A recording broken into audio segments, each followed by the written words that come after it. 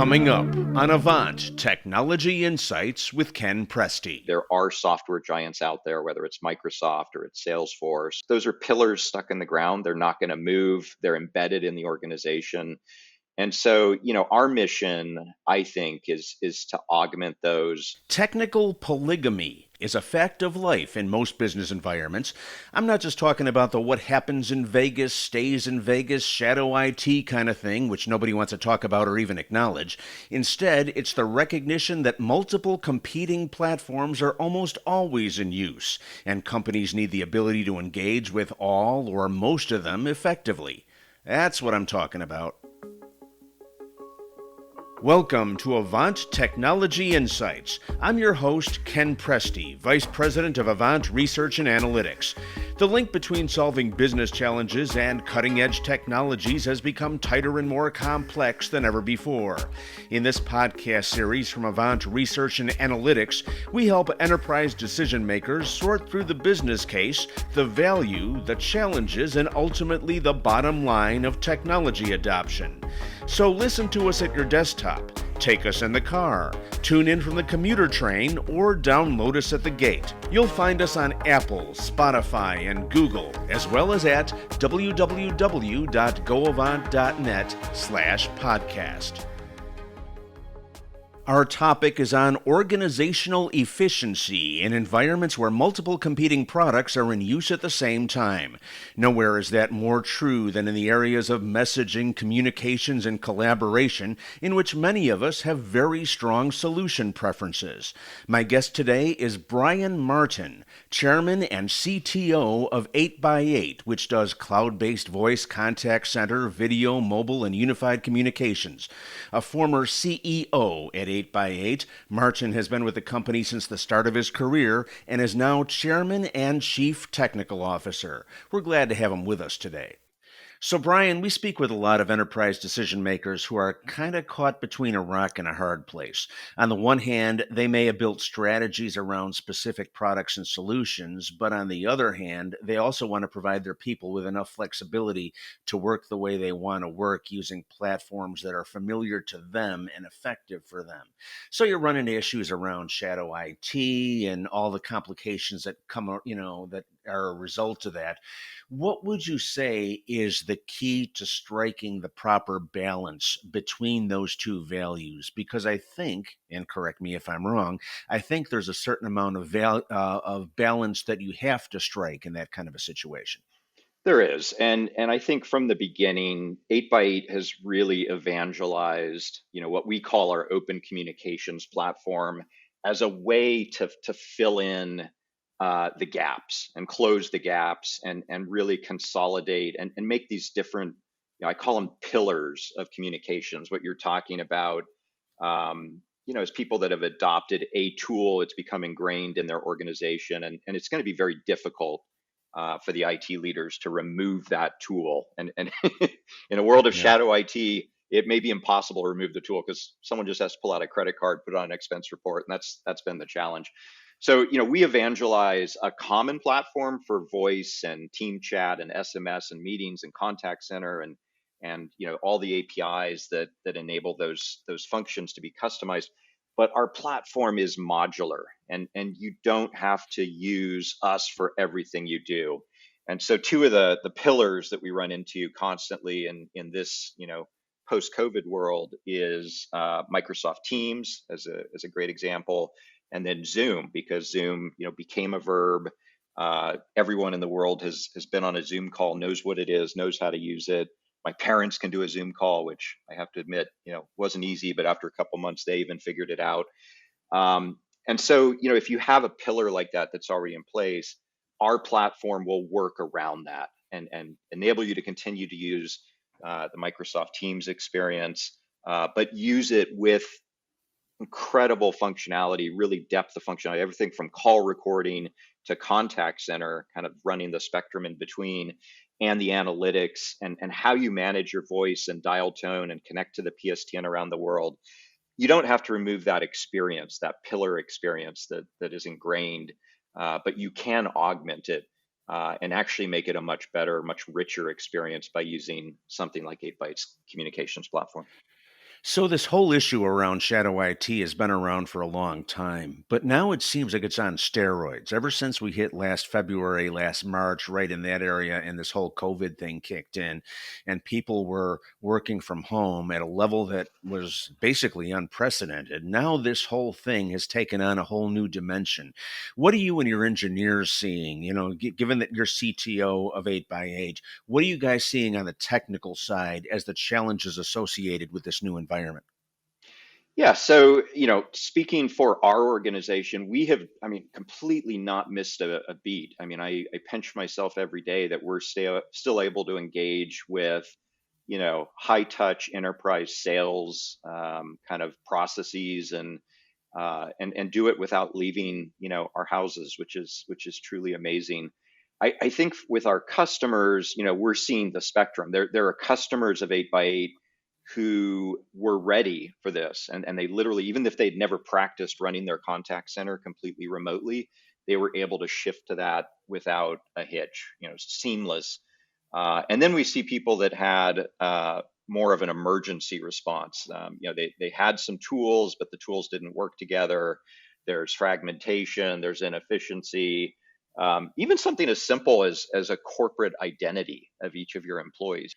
So we've seen the spectrum. It's amazing to me.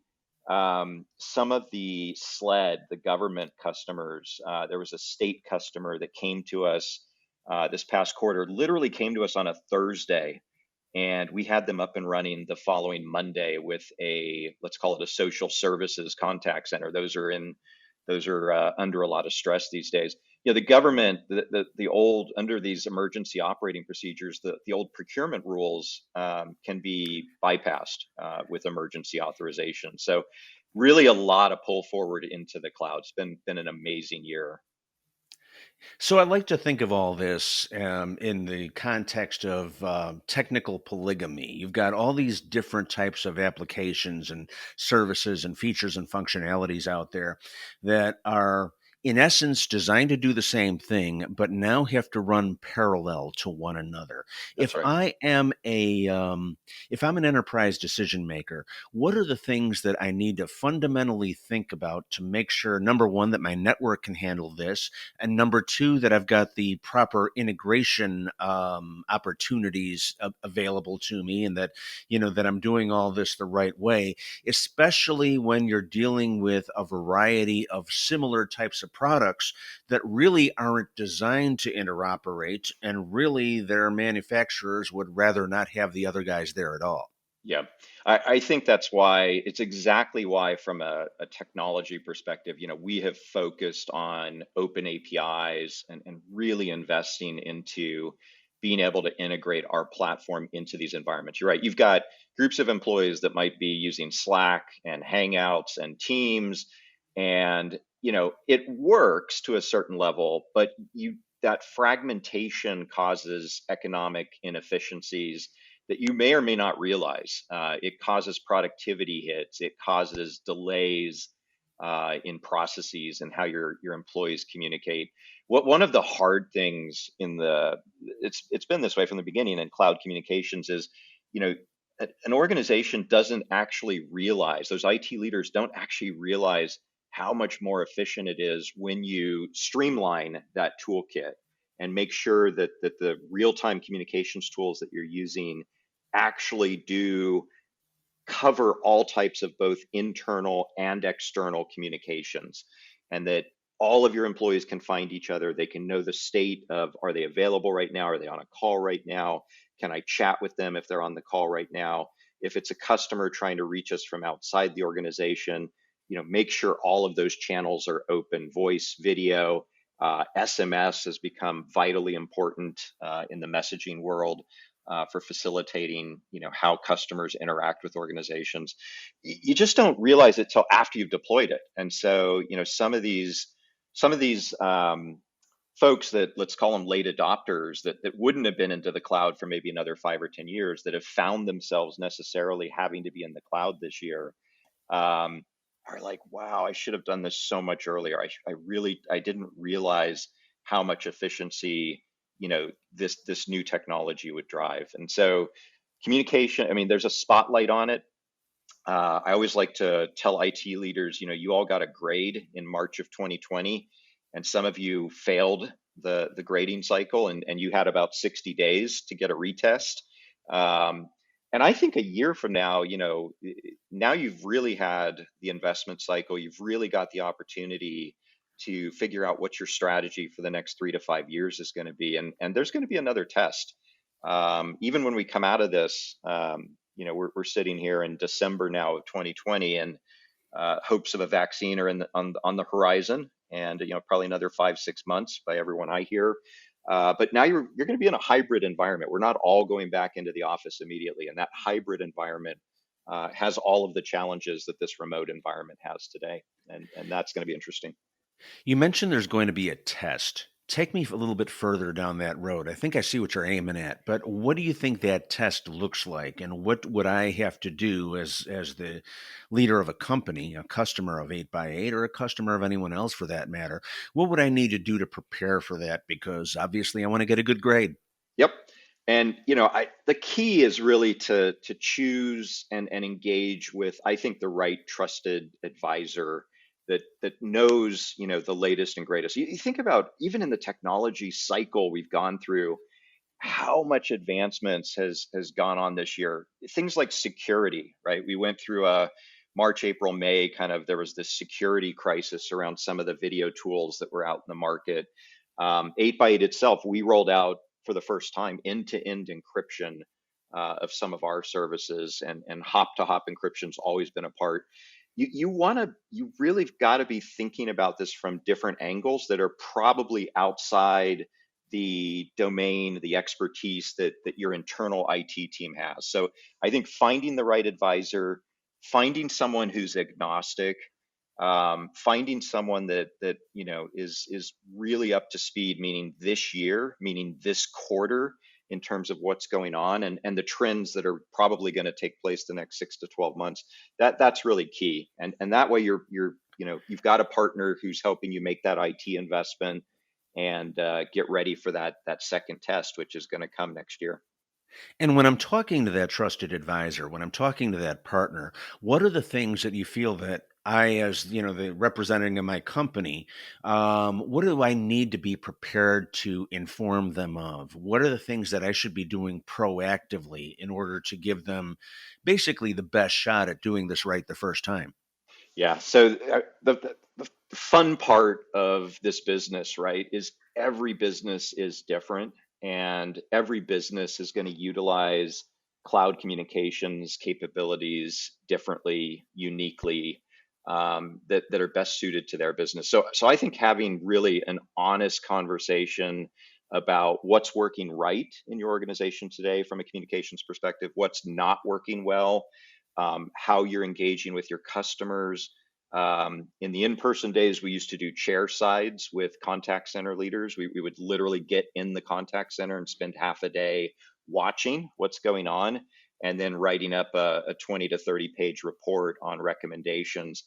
I think just giving a solid state of where you are, and then listening to the suggestions of not just how you can replace what you have, but how you can improve and make more efficient, more automation, make these tools work better together, make sure your CRM is getting tightly integrated, and your other back office systems, frankly, tightly integrated, your HR systems with your communications platform. Those are kind of the key themes that we see over and over again. So, what would you see as the modern day equivalent of sitting next to that person in the chair, given that you Well, can't do that now? it's all Go ahead. done virtually, because those chairs are all virtual as well. So yeah, there's things we do. We use a lot of WebRTC, which creates a level of technological, being agnostic, and enables us to still kind of watch the process virtually. But we have to be a lot more creative than than we used to. But yeah, all those agents are remote as well. None of them are in the contact center. So the virtual chair side's a lot more difficult in this post-pandemic world. Yeah, I could see how that would be. And where would you say is the right level in the organization to make those kinds of judgment calls about the integration and whether or not everything's working the way it should?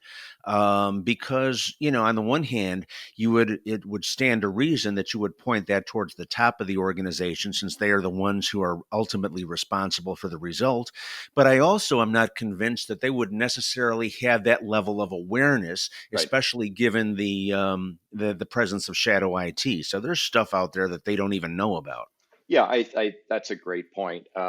I think ultimately responsibility is in the C-suite. I mean, it's these problems have fallen into the CIO, the CTO, and the funny thing about this year is the CEO is fully aware of them. So I think there's a recent study from one of the, it might have been Gartner, that where that communications tools and automation and so forth fell in the corporate responsibility matrix, and it literally went from the bottom second, up to the top three.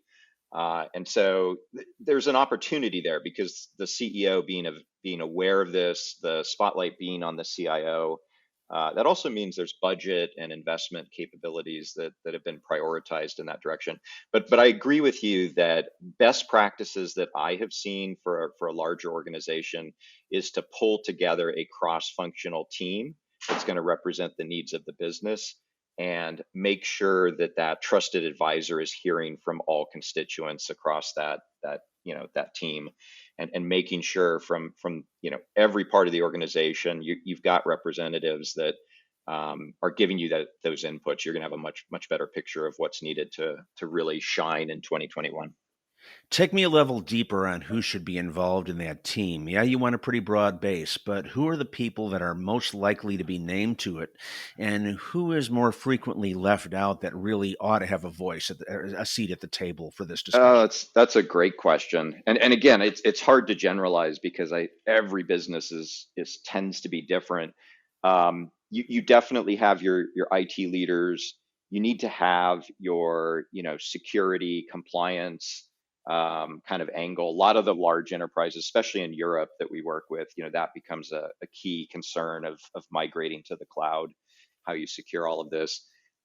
Your users, your salespeople, your customer engagement, customer support people, the people that touch your partners, the people that are working in a, let's just call it a CRM heavy environment. That might be, again, customer service, but it might be finance. It's anything that are heavy users, beyond just the I'll throw engineers under the bus. The engineer, the knowledge worker. Engineers only used to place a call to their buddy to say, hey, are you going to lunch? And then they'd place a call to their partner and say, hey, I'm coming home, or I'll be late for dinner. But even those users today, as they're dispersed, those teams have to be able to work effectively. And that's where I think you see a lot of shadow IT. The engineers, being the smartest people in the room, are the first ones to whip out a credit card and start a Slack channel as a means of collaborating. And that may work for a small team, but it doesn't work cross organization, and doesn't take advantage of the capabilities of these complete platforms that worry about presence and directories and finding people. You mentioned security a short while ago, and you talked about it in the context of you guys offering end-to-end encryption. What are some of the other aspects of security that needs to factor into the equation, especially in a shadow IT environment where, a lapse of somebody else's security could, basically form a gateway for something to get in that your product may not otherwise have to think about? Yeah. So I think one of the biggest advantages of using a single platform for communications is you greatly simplify that security framework that if you're a company that needs to audit that, or have an external auditor, or a certification, whether it's PCI or HIPAA or whatever standard you're trying to uphold, you know when you're pasting a bunch of different tools together and integrating them, those tools exchange data, they're exchanging media, there's call recordings floating around and being embedded in CRM systems. You've really got to understand not just every tool that you have, but every interface between those tools. And so that complexity of securing that information grows exponentially. With a single platform, you've got one platform to audit, and you really don't have to audit it because a company like 8x8 is going to do that work for you and certify, how we secure that data and sit down with you and show you how we secure that data. And in a lot of these tools, it's very, very complicated. What's going on in the world of video communications and end-to-end encryption, we leverage our open source. We've got a project that 8byte's the largest sponsor of called Jitsi.org, doing some pioneering work out there that's being frankly copied by some of the other vendors that didn't have those frameworks in place. So it's a big topic. I've got a very big security team led by a CISO that has been a very busy, probably one of the busiest employees at 8x8 this year. So it's a huge focus, as it should be. Brian, let me ask you this. To what extent is it tempting for companies in your space to say, we want to be the be all and end all of our clients, communications infrastructure. We meet that standard. We can do this, and we really don't want other people in there. So we can do one of three things, basically.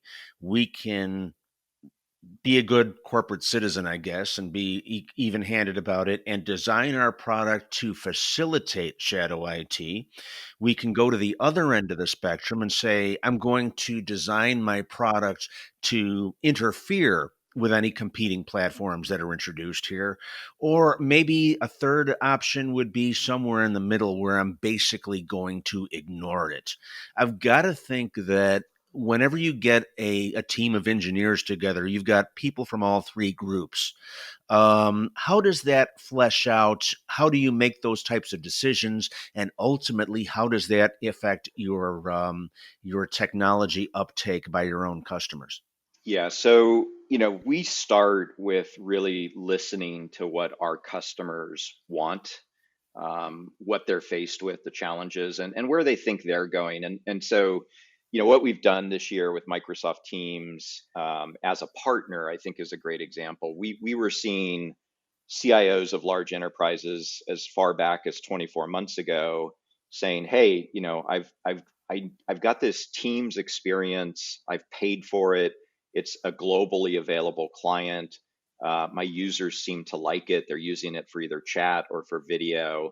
And, I really need 8x8 to come to market with a solution that can add all of the communications capabilities that 8x8 has to that Teams experience and not use 8x8 soft apps and mobile apps. And, my users want to stay in Teams.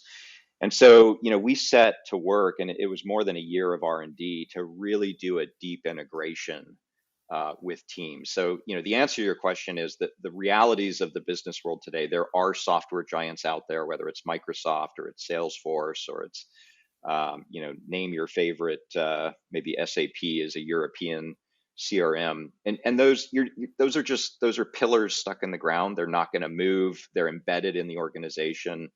And so, our mission, I think, is to augment those, to embed ourselves in those capabilities, bring communications to those products, and do it better than those products can do natively. So that's been the philosophy that we followed, and we've been very successful by not dictating to our customers, but really listening to and working with our customers. And a lot of our customers are, we tell them up front, you're going to be, you may be customer number two on this after 8x8 itself. And you're going to be a development partner with us along the way. And, we're not going to get it right out of the gate. We want your feedback, and we want to understand how we can make everything better. So we've got a lot of really close customer relationships where they are development partners with us. All right. So, Brian, crystal ball time. Fast forward 6 to 12 months, and hopefully we don't have to go further out than 6 to 12 months. But let's say we have gotten past COVID, maybe through different types of vaccines or however we do it. But we finally reached a point where we can see each other on the street without having to wrap ourselves in plastic. What do you think that business world is going to look like, especially in terms of the communications aspects that we've been talking about throughout the podcast? What do you think that world looks like compared to where we are now and compared to where we were before this whole thing started up? COVID, I mean. Yeah, I actually think the business world, the speed of business, the logistics, how we communicate, how we sell, how we engage with our customers, that's been fast forwarded. I don't know if it's 5 or 10 years, but we're not going back to the old way of doing business. There are things about this remote environment that actually are exponentially better than what we did before. I mean, the number of customers I can visit with in a day versus the old that I literally went city to city, and with TSA, there you went from the old days in the 90s. I think I could do 5 or 6 cities in a day, but with the TSA, I can only do two, maybe three. But I can do 30 customer visits in a day now. Yeah. I can put on a trade show. It used to be only 8,000 people would show up to Vegas to attend my event, but I can get 50, 100,000 people to attend my virtual event. Nice. Marketing, everything, none of that's going to go back. And so again, you're going to be in a hybrid world.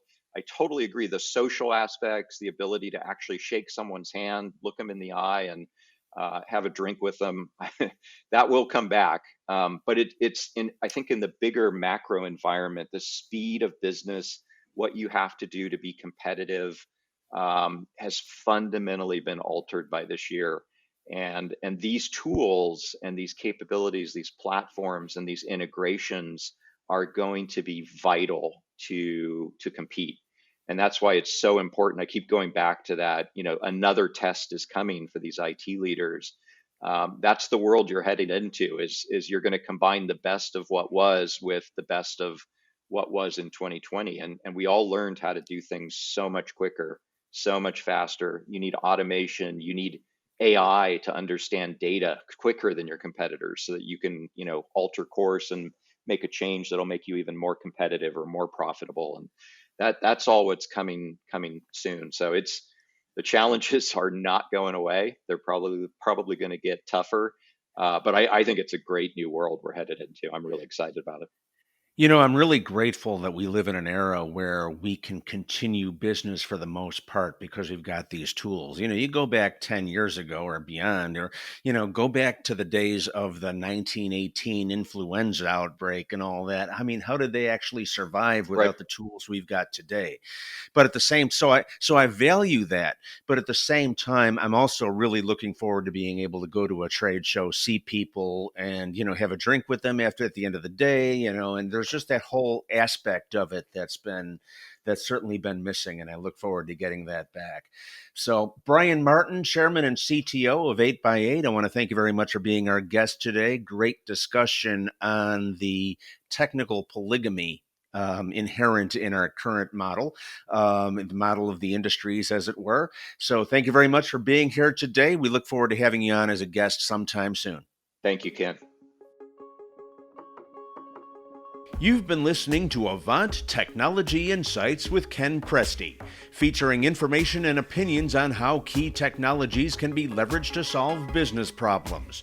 Avant Technology Insights is a service of Avant Communications, a platform for IT decision-making. All opinions expressed in this podcast are those of the guest and the host. For more information, please feel free to download our research reports and other resources at www.goavant.net. That's www.goav as in victory, ant.net. For Avant Research and Analytics, I'm Ken Presti.